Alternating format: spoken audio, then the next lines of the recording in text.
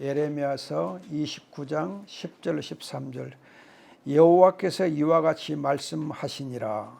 바벨론에서 70년이 차면 내가 너희를 돌보고 나의 선한 말을 너희에게 성취하여 너희를 이곳으로 돌아오게 하리라. 여호와의 말씀이니라. 너희를 향한 나의 생각을 내가 아나니 평안이요 재앙이 아니니라. 너희에게 미래와 희망을 주는 것이니라. 너희가 내게 부르짖으며 내게 와서 기도하면 내가 너희들의 기도를 들을 것이요 너희가 온 마음으로 나를 구하면 나를 찾을 것이요 나를 만나리라. 아멘. 이번 주부터 이제 예레미야서를 가지고 말씀을 드리려고 합니다.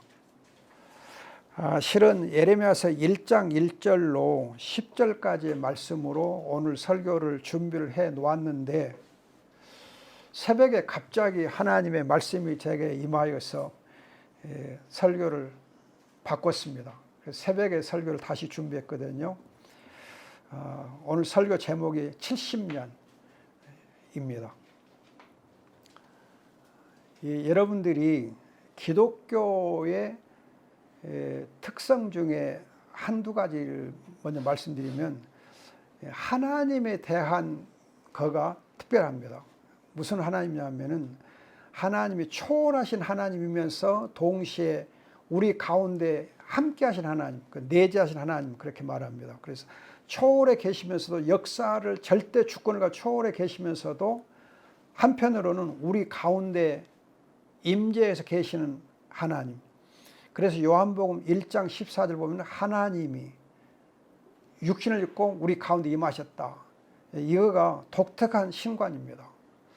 또한 다른 특성은 뭐냐면은 하나님께서 절대 주권을 가지고 우리 가운데 함께 계시면서 역사를 통해서 하나님 말씀하십니다. 역사를 통해서 역사 속에서 말씀하세요. 그래서 기독교는 사실상 묵상을 통해서 얻어지는 그런 어떤 이 말로 하는 교회 종교가 아니고 역사 속에서 하나님의 사건을 통해서 일하시는 그런 하나님, 그거가 특징입니다. 따라서 여러분들이 성경 말씀을 통해서 하나님을 우리가 만나기도 하지만은 중요한 것은 내 삶의 현장에서 내 삶 속에서 또는 역사 속에서 하나님이 어떻게 말씀하시는가, 어떻게 우리를 만나주시는가, 그 내 삶의 현장 속에서 또 내 주변에서 하나님이 함께 하시는 것을 만나야 돼요. 몸으로 하나님을 만나야 돼요. 몸으로. 그게 굉장히 중요해요. 그러니까 내가 감정적으로 하나님을 만나려고 하는 것보다도 내 삶 속에서 내 몸으로 하나님을 만나고 경험하는 것이 굉장히 중요해요. 엊그제 우리 심행 집사님이 말씀할 때 보니까는 하나님이 말씀 속에서 이렇게 내게 임하여 주시는 걸 많이 느낀다. 그러면서도 하나님 삶 속에서 나를 만나 주시고 은혜를 주시니 너무 감사하다. 그 말씀 하시더라고요. 그래요. 삶 속에서 하나님 만나는 것이 최고예요. 역사 속에서 만나요. 여러분 예레미야서를 보면은 70년이라는 숫자가 굉장히 중요합니다. 70년이라는 숫자가 중요해요. 포로로 잡혀갔다가 포로에서 되돌아오는 횟수가 70년입니다. 그러면 어떻게 해서 70년인가? 포로로 잡혀갔다가 포로에서 되돌아오는 그 기한이 70이다. 그렇게 돼 있는데 여러분들이 이제 보면은 주전 605년에 이스라엘 백성이 바벨론에 의해서 포로로 잡혀가기 시작합니다. 그러다가 주전 538년에 포로에서 돌아오는 일이 시작돼요. 바벨론이 이집트와의 전쟁에 승리한 다음에 주전 605년에 여호야김이 바벨론을 배반하자. 여호야김이라는 이제 유다의 왕이 바벨론을 배반하니까 그 바벨론의 느부갓네살이 예루살렘 침략해서 여호야김을 비롯해서 많은 사람을 포로로 잡아갑니다. 역대하 36장 6절입니다. 거의 한 5만 명 잡아가요. 대신에 이제 어린 8살의 여호야긴을 왕으로 세워요. 그런데 그 여호야긴은 100일 통치합니다. 100일간 통치하고 어린 이 여호야긴을 바벨론으로 잡아가 버려요. 그러다가 이제 페르시아 왕, 여러분 성경에 바사라고도 많이 번역되어 있는데, 페르시아 왕 고레스 3년에 여러분 스룹바벨이라고 하는 지도자와 또 대제사장 여호수아 또 선지자 학개를 통해서 이스라엘 백성이 바벨론으로 되돌아옵니다. 그 에스라서 2장에 보면 있습니다. 그 해가 주전 538년이에요. 그래서 바벨론 포로로 잡혀갔다가 그 포로에서 페르시아 왕 고레스에 의해서 귀환되는 날짜까지를 합하면은 대개 한 70년이 됩니다. 그런데 그렇게 70년을 계산한 것도 있고, 또 한편으로는 어떤 계산이 있냐면은 예루살렘 성전이 멸망된 해, 바벨론의 그 느부갓네살에 의해서 예루살렘 성전이 파괴된 것이 주전 586년 열왕기하 25장 9절인데, 그리고 그 성전이 다시 재건되는 것은 주전 516년이에요. 에스라서 6장 15절인데, 이렇게 예루살렘 성전이 파괴되었다가 다시 회복되기까지 70년의 세월이 걸려요. 딱 70년이에요. 포로의 경우는 73년쯤 되는데 성전의 경우는 정확히 70년이에요. 그래서 이 포로 기한을 두고 70년을 해석할 수도 있고, 성전 중심으로 성전이 파괴됐다가 다시 재건되는 횟수를 계산하면 또 70이 되고 그래요. 아무튼 어떻게 계산하든지 간에 70년이라는 숫자가 이스라엘의 역사에서는 굉장히 중요해요. 예레미야서 1장 여러분 9절로 10절 보면, 예레미야서 1장 9절로 10절 보세요. 거기 보면 여호와께서 그의 손을 내밀어 내 입에 대시며 여호와께서 내게 이르시되, 보라 내가 내 말을 내 입에 두었노라 하면서, 보라 내가 오늘 너를 여러 나라와 여러 왕국 위에 세워 네가 그것들을 뽑고 파괴하며 파멸하고 넘어뜨리며 건설하고 심게 하였느니라 하시니라. 이 말씀이 무슨 말이냐면은, 하나님이 예레미야에게 말씀을 주실 때 예레미야에게 선포할 내용을 두 가지를 줘요. 하나는 예루살렘의 파멸, 예루살렘이 파멸된다. 그래서 뽑고 파괴하고 파멸해진다, 넘어뜨린다. 그런 이제 말씀을 한편을 주신과 동시에 건설하고 다시 심게 하신다, 다시 회복시켜 주신다 하는 말씀입니다. 다시 말하면 바벨론으로 포로로 잡혀가게 할 뿐만 아니라, 또 예루살렘 성전이 무너지게 할 뿐만 아니라 다시 예루살렘 성전을 재건시켜 주시고 포로에서 돌아오게 하실 것이다. 그래서 다시 심어질 거다, 이렇게 말씀하십니다. 그래서 예레미야서 21장 10절 보면은, 예레미야는 그 여호와의 말씀대로 시드기야 왕에게 바벨론에 대해서 바벨론에 의해서 예루살렘이 파멸될 것을 선포해야 했습니다. 그러나 이제 예레미야서 25장 12절 보면은 70년이 되면 이스라엘을 파멸시켰던 그 바벨론이 망하게 된다고 또 선포합니다. 그래서 그 바벨론이 멸망되면서 이스라엘 백성이 예루살렘을 귀환하게 될 것을 선포해요. 그래서 바벨론은 강대국인의 역사가 70년밖에 못 가요.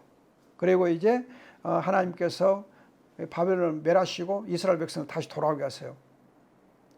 이것이 하나님을 배반한 이스라엘의 비극적 역사예요. 하나님을 버리고 떠난 것은 생수의 근원을 버린 것이기 때문에, 예레미야 17장 13절 보면 너희가 생수의 근원 여호와를 버린 것이 너희가 악이다 그래요. 생수의 근원이신 여호와 하나님을 배반하고 버렸기 때문에 이스라엘이 바벨론을 망한 겁니다. 멸망한 거예요.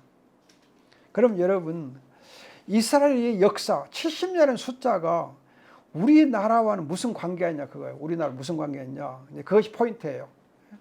이스라엘의 역사 중에 70년이라는 이 횟수가 중요하다면, 이 70이라는 숫자가 오늘 우리에게는 무슨 의미가 있는가 하는 거예요. 여러분들이 이번 주에 7월 27일 있어요.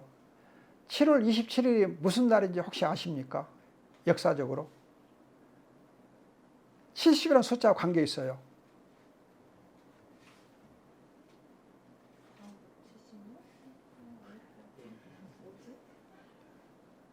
그 6.25 전쟁이 있은 다음에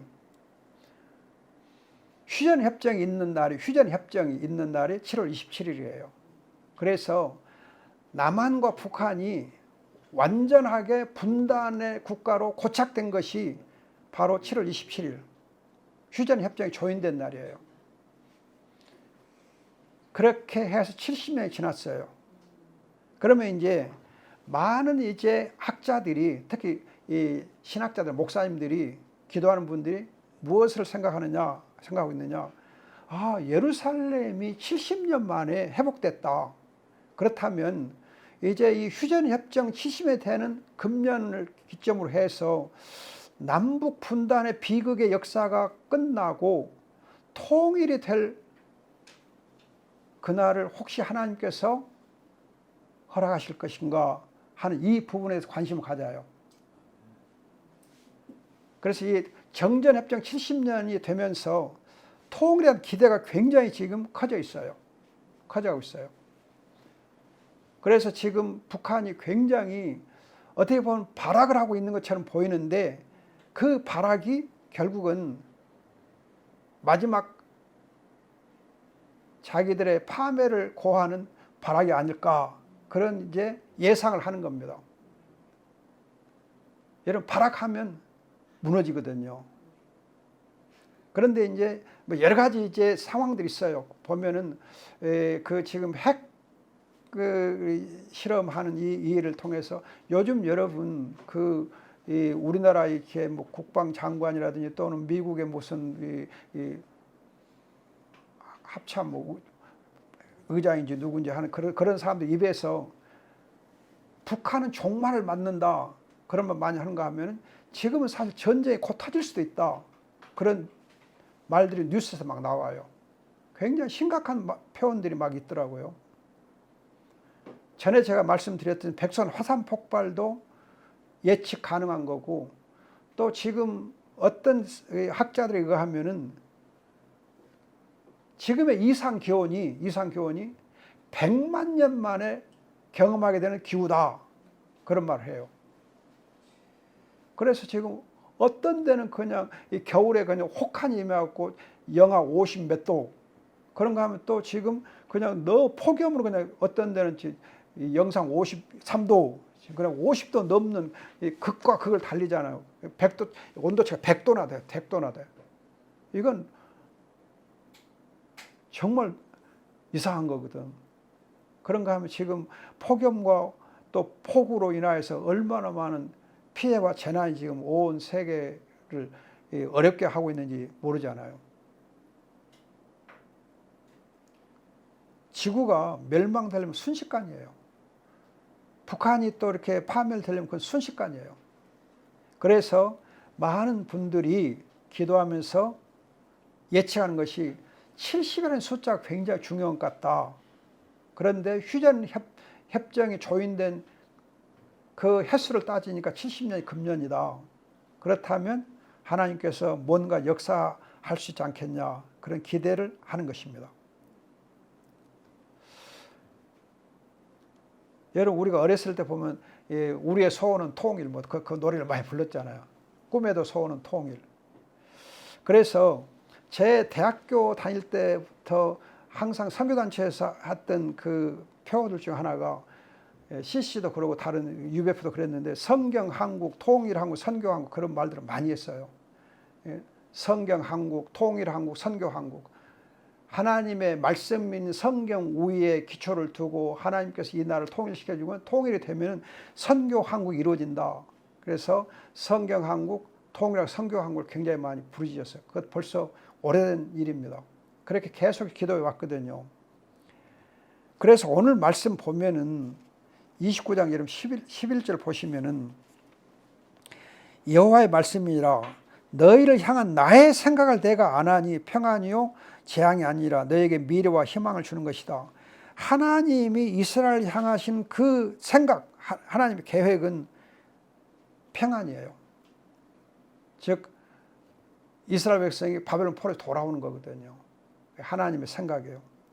이걸 보면 우리나라의 경우 통일도 하나님의 생각이고 또 우리의 소원이다 생각할 수 있어요. 제가 가끔 여러분들 말씀드렸듯이 한반도라고 하는 우리나라의 지형을 보면 굉장히 특수합니다. 반도예요, 반도.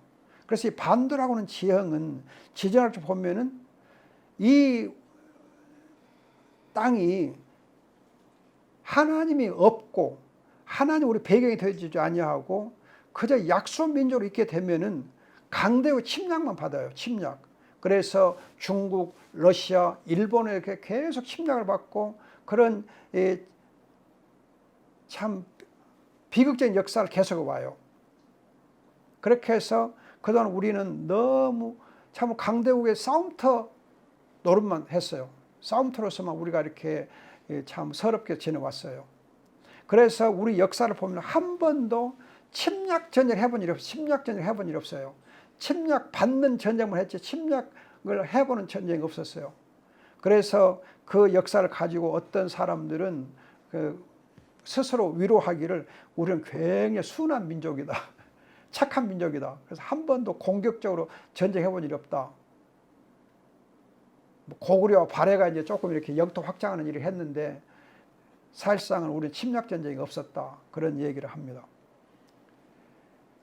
그러나 이제 여러분 우리나라 지정학적 보면은 우리나라가 어떻게 생겼냐 하면은 이 중국이라는 땅덩어리는 어머니의 젖가슴에 해당하면은 일본은 그 어머니 젖가슴에 안겨 있는 어린 아이와 같고 우리 한국 땅은 어머니의 젖꼭지와 같다 그렇게 비유를 해요.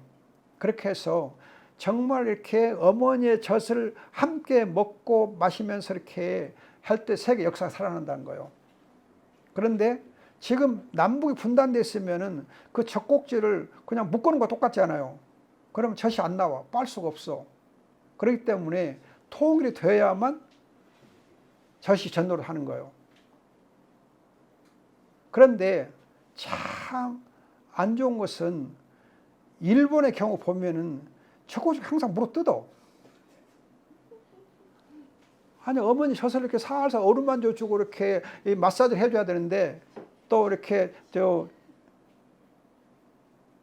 좋게 먹으면 좋은데 물어뜯어. 그게 참 일본의 악한 거예요. 그래서 빨리 일본이 그런 이제 버릇을 고치고 정말 이렇게 순한 악연노를 잘 해야 돼요.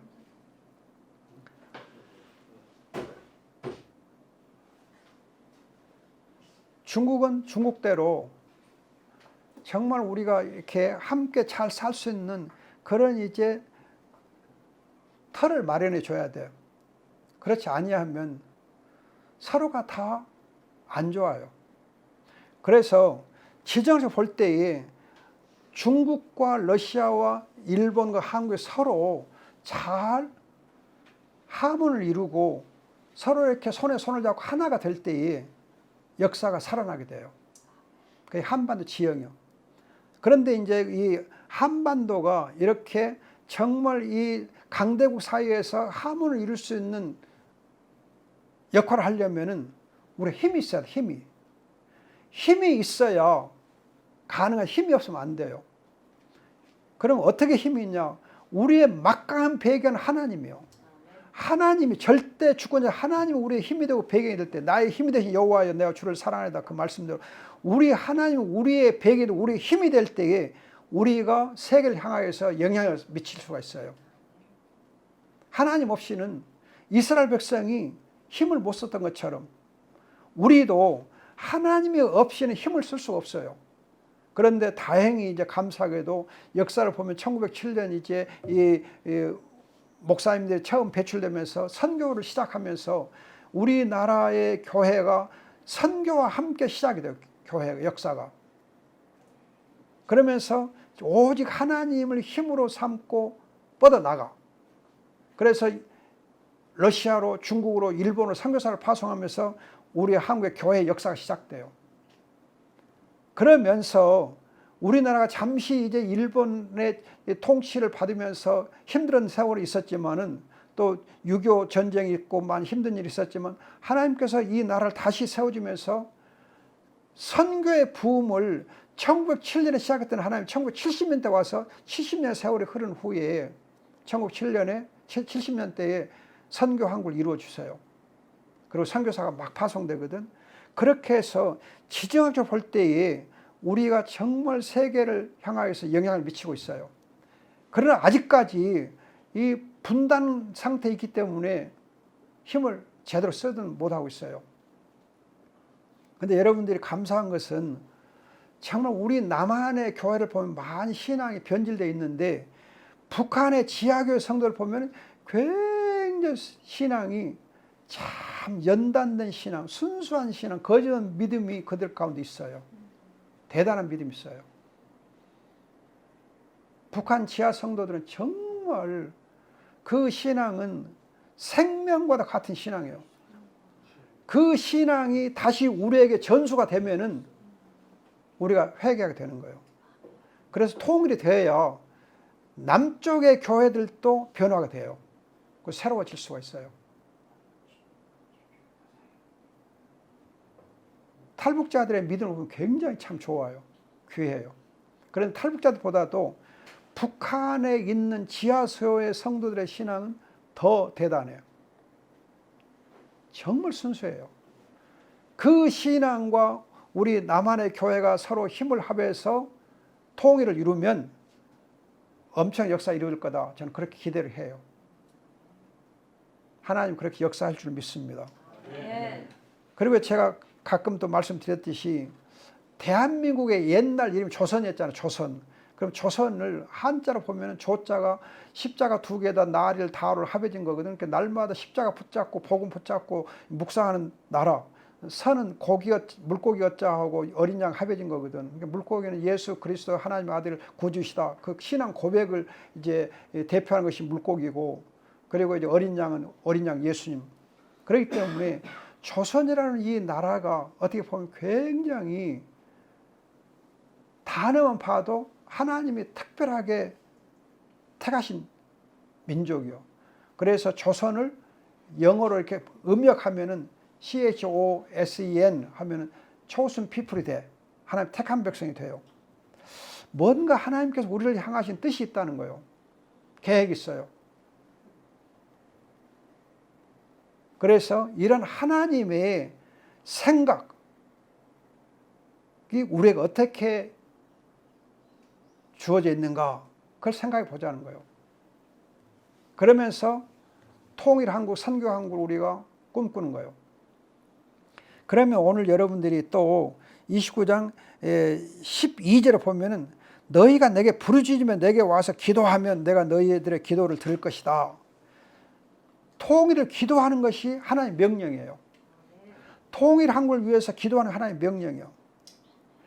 남북 분단의 비극의 이 70년이 이제는 다 찼으니까 다니엘처럼 기도해야 돼. 다니엘처럼. 여러분 다니엘서 9장 한번 보세요. 다니엘서 9장.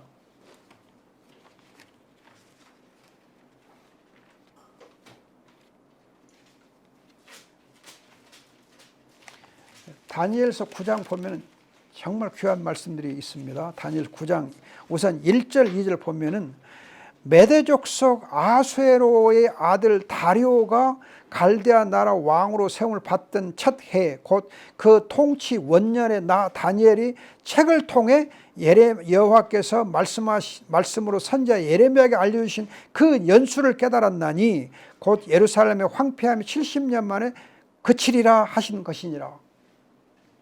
다니엘이 기도하는 다니엘이 예레미야의 서책을 연구하는 중에 읽고 연구하는 중에 70년이라는 그 숫자가 다리온과 함께 다 찼다 하는 걸 깨닫게 된 거예요.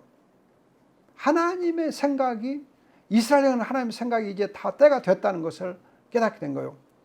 그래서 이 다니엘이 어떻게 하느냐 하면 17절 19절 17절 19절 보면은 9장입니다. 다니엘 9장 17절 19절 보면 그리하온즉 우리 하나님이여 지금 주의 종의 기도와 간구를 들으시고 주를 위하여 주의 얼굴빛을 주의 황폐한 성소에 비추시옵소서. 나의 하나님이여 귀를 기울여 들으시며 눈을 떠서 우리의 황폐한 상황과 주의 이름으로 일컫는 성을 보옵소서. 우리가 주 앞에 간구하는 것은 우리의 공의를 의지하는 것이 아니요 주의 큰 긍휼을 의지하여 함이니이다. 주여 들으소서. 주여 용서하소서. 주여 귀를 기울이시고 행하소서. 지체하지 마옵소서. 나의 하나님이시여 주 자신을 위하여 하시옵소서. 이는 주의 성과 주의 백성의 주의 이름으로 일컫는 바 됨이니이다. 아멘. 여러분 19절에 주여가 몇 번 나와요? 19절에 주여가 몇 번 나와요? 5번. 여러분들이 부흥회를 잘 참석을 안 해서 잘 모르시고 뭐 주여 삼창 여기 구절에서 나와. 주여 삼창. 주여 주여 주여. 주여 삼창 여기서 나옵니다. 그래서 힘써 주님 앞에 구할할 때 이 다니엘서 9장 19절이 인용되는 거예요. 주여 들으소서. 주여 용서하소서. 주여 귀를 기울이시고 행하소서. 주여 주여 주여가 3번 나와요. 주여 삼창. 무슨 말이냐? 우리가 정말 통일 한국이 하나님의 계획이요 하나님의 뜻이기 때문에 하나님이 우리에게 하신 명령이 뭐냐? 주여 주여 주여 힘써 반복해서 구하라는 거예요. 기도하라. 우리가 기도해야 돼요. 사실은 그동안에 구국재단도 있고 하면서 이 통일을 기도를 많이들 해오셨어요. 그런데 요즘 와서 조금 시들어져 있거든. 우리가 다시 통일 한국을 위하여서 하나님께 간절하게 기도하는 것이 하나님 뜻이다. 그래서 예레미야서를 우리가 공부하면서 말씀을 묵상하면서 하나님이 우리를 향한 뜻이 무엇인가, 우리를 향한 명령이 무엇인가, 그걸 생각하시면서 예레미야서를 계속해서 묵상했으면 좋겠습니다. 아멘. 하나님의 생각과 우리를 향한 하나님의 명령의 말씀이 뭔가, 70년이라는 숫자가 우리에게 무슨 의미가 있는가, 하나님 우리에게 왜 주여 주여 주여 삼창 기도하라고 하시는가, 하나님께서 우리에게 크신 은혜 주실 줄 믿습니다. 아멘. 기도하겠습니다. 좋으신 우리 아버지 하나님, 주께서 이 땅을 향하여서 성경 한국, 통일한 선교 한국을 하나님이 계획하시고 우리들의 일을 위하여서 간절하게 주님을 향하여서 기도하라고 명령하십니다. 아버지 하나님, 우리 예레미야서를 앞으로 이 말씀을 나누면서 주님 이 70이라는 숫자를 잘 염두에 두고 성경 한국, 통일한 선교 한국을 위하여서 기도하는 저희들이 되게 해 주옵소서. 주님께서 우리 가운데 크신 역사를 이루실 것을 기대하옵고 귀하신 예수님의 이름으로 기도합니다. 아멘.